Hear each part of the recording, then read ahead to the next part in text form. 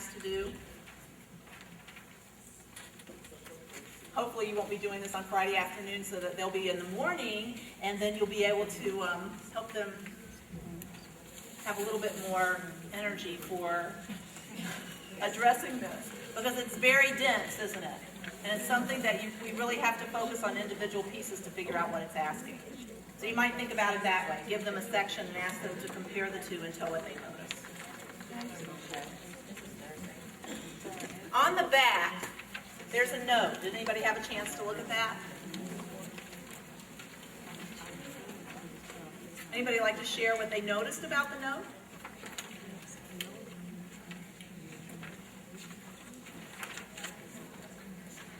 The note says, the reading dimension is not scored for elicited narrative stories. Now, what in the world does that mean? Good question. What does it mean? Right, it is a good question. So, if they are asked to extend an ending, or write a humorous story, or whatever it is that the prompt is asking them to do, that writing that they do is not going to be scored for reading.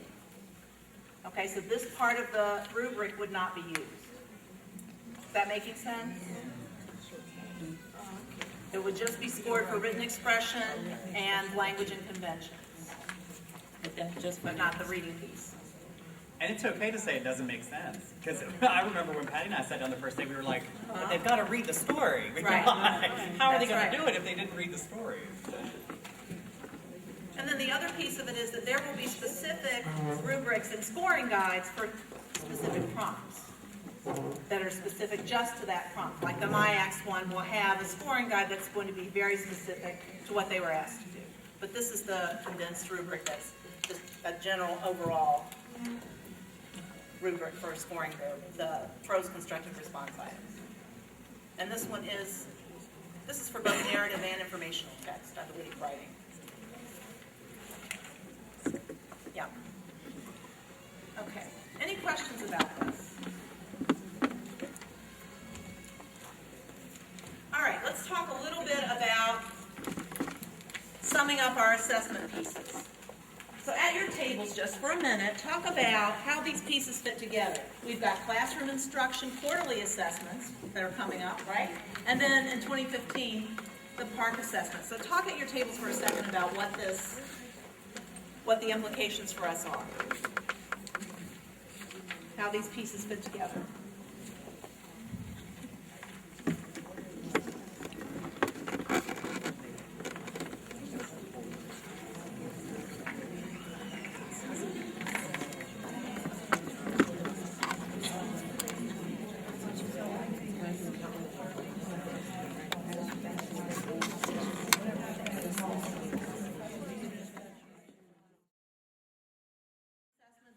Assessments, which the results of which will in turn drive our instruction, right?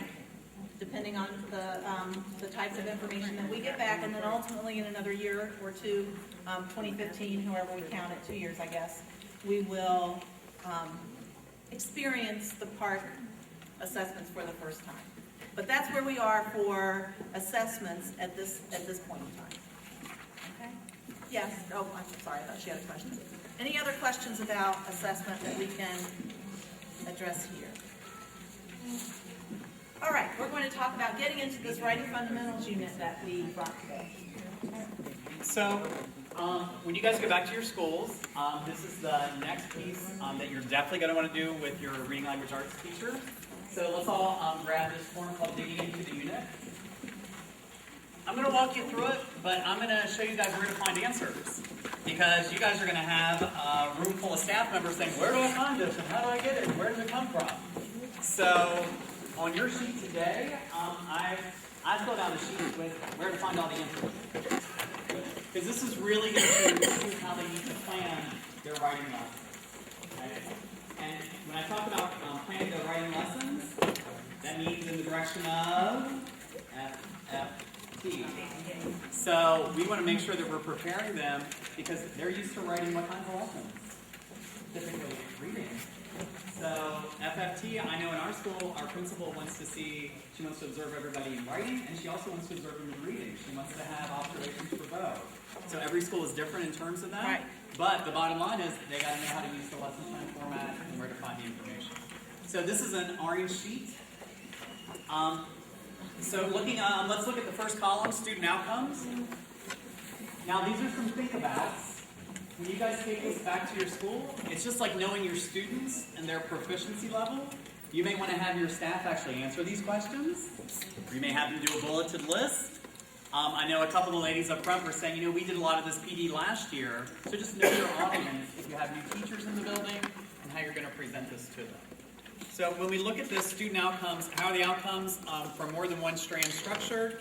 What background knowledge do they need to present? So when I also think about student outcomes, it's what are the kids producing at the end? So get your pens ready. The outcomes for the overall unit are found on page 2. Now, I use the Patricia Polacco one as an example. So if you have somebody at your table who has the binder, please ask them to flip to page 2 so you can get a look at that page, so you can see what it looks like. Patty, if there's a page or a group that, is there any table that doesn't have a Patricia Polacco binder? Because I'll let you borrow mine. There's someone at this table that doesn't have one. I'll let you borrow mine.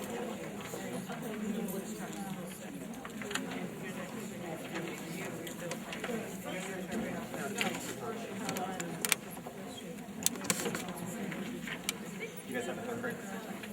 Because I just want you guys to see what the page looks like. Oh, on page 2. That's why I want you to see what the page looks like so you can get an idea. That way you'll know what you're looking for. Really quickly, let me clarify something. When I'm giving you guys a page number, I use the Patricia Polacco personal narrative one, which was for 3rd grade. That's why when some of you I know brought other grade level binders, but if you look at this, it says introduction. Everyone's going to have an introduction, so I just want you to see what the page looks like, even if you brought another grade level. You can just turn to the introduction page in that one. So this is going to give you the student outcomes for the whole unit of studies. Okay? Next thing that you want to find, the first part of the writing process that we teach is immersion. So I want everyone to just look at your immersion tab in your binder. Now, I'm walking around, I notice some people haven't put the tabs in yet. They're still in the back, that's okay. But look at your immersion tab. At the front side of it. And this is what I love about that tab, because what does it do?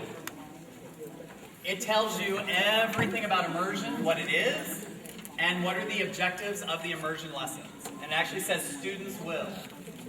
So these are student outcomes. On your immersion tab. Just look at it. You actually put them in where immersion starts, yeah. But it has right there students. Did everybody find that immersion tab? Yeah. Okay. So this is where you're going to direct your staff to pull some of those student outcomes from. Okay. The other place, each individual lesson has a rationale. The rationale actually explains what students are going to learn. So if you guys flip to your first immersion lesson, in the upper right hand, and actually you guys have it right there, in the upper right hand corner, you're going to see a rationale. That's the other place where they can find their student outcome. Again, know the proficiency of your staff. If you have some new staff members, or even some old ones, that this is their first time encountering a writing fundamentals unit, have them write out the rationale and the student outcomes. Because we want them to be successful on their FFT. We don't want anyone to fail. Because sometimes as the ILT, the PDLT, if you carry all those hats, you know I know in my building, if someone does poorly on observation, they come see me. And then I get to coach them through it the next time. So I want them to be successful the first time. Let's take a look at our second column, which is mentor text. Now mentor text, the first thing everyone, and Patty covered this earlier in a really great way, I love the way she emphasized it. What's everybody got to do with the books they get? Read them. Now, it seems strange that we have to say that, but I would put that in bold letters at the top of that column. Read the books. Okay? Now, in the Patricia Polacco unit, on page 11, it's preparing to teach. So if you have a Patricia Polacco unit, let's turn to that page. If you have another grade level, take a look at what the page looks like. Actually, everyone has a preparing to teach. So if you have another grade level, you can turn to that. It's back at the beginning. It's page 11. It's going to be near the front.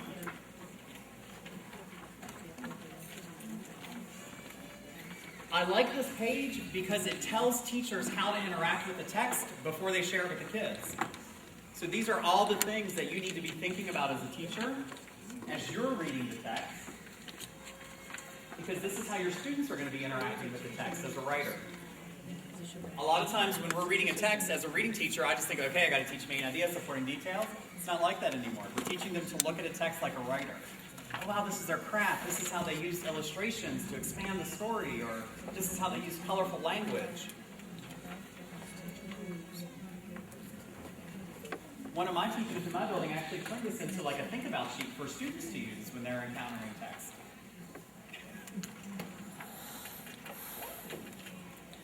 Patty, is there anything you want to No, answer? I'm thinking as you're writing. Okay, all right. Okay. Another section, they actually give you summaries of all the text. Now, I would tell the teachers first, read the text.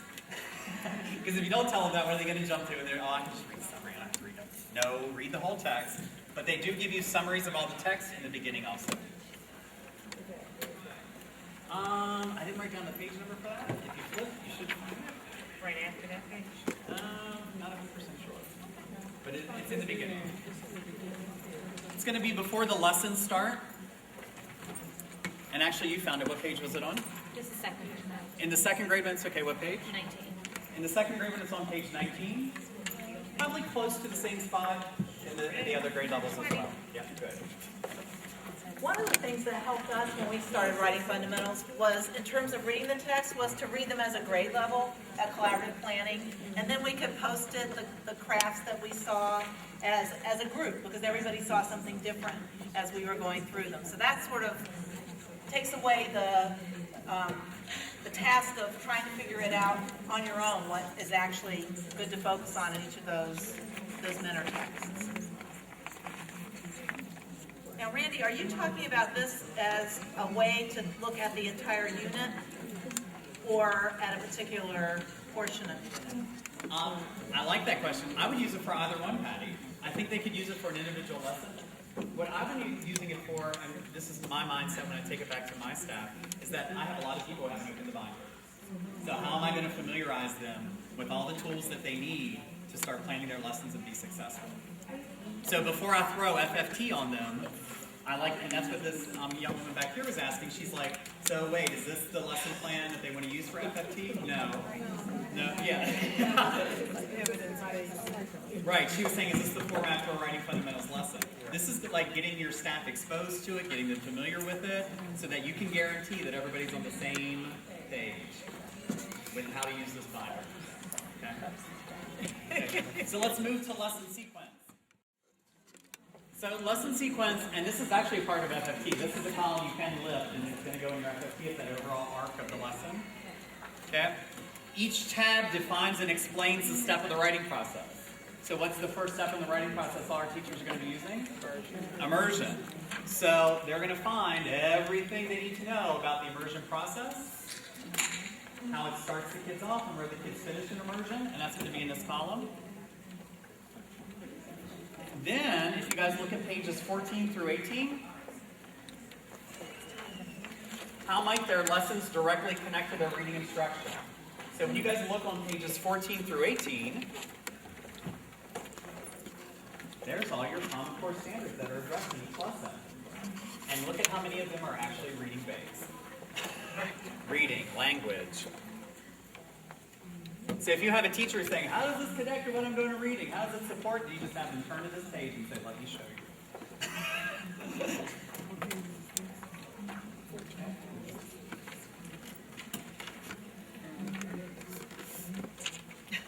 Also, every lesson has the rationale. So for the lesson sequence, look at the rationales for immersion and compare them. The rationales show you where the kids start and where the kids are going to finish immersion. And that gives you that over the arc. Where are they starting in immersion? Where are